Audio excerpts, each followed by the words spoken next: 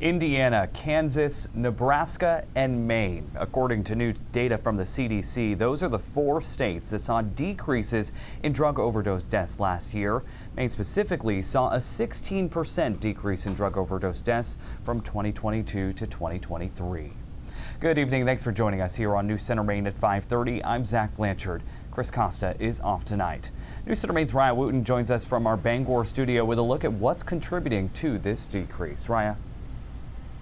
Zach, that 16% decrease equates to 116 fewer people who lost their lives from overdoses. Those working to support people struggling with addiction say their hands know no barriers. I remember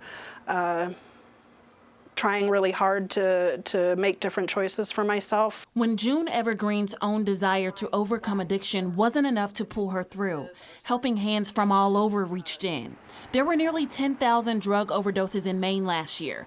9,047 of those overdoses were reversed, saving people just like her. There's no other circumstance in which we would contemplate allowing somebody to die when we can save their life. Dr. Noah Nezen says by the state making overdose reversal drugs like Narcan widely available, medical professionals and even everyday people helped contribute to last year's 16% decline in overdose deaths.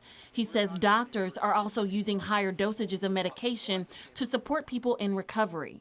With the transition from heroin to fentanyl, the doses that were effective for heroin are not as effective for fentanyl, and so we're finding that higher doses have to be used, and I think that's a big part of it as well. According to the Maine Drug Data Hub, in 2022, 723 people in Maine died of overdoses. In 2023, that number dropped to 607. But it's not just treatment and widespread access to Narcan that play key roles in keeping people alive.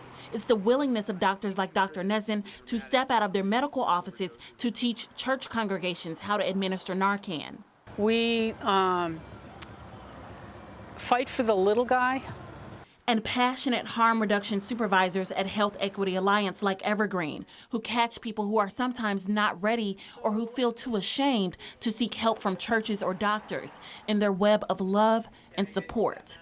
It's beautiful because I'm glad that they have that space, and it's so scary and unfortunate that this is one of the only places that a lot of our folks have where they feel like a human being.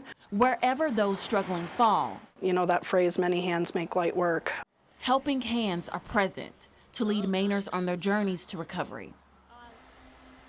Now, according to Maine Drug Data Hub, during the first 3 months of this year, there has been 1 fewer fatal overdose compared to the first 3 months last year, with 143.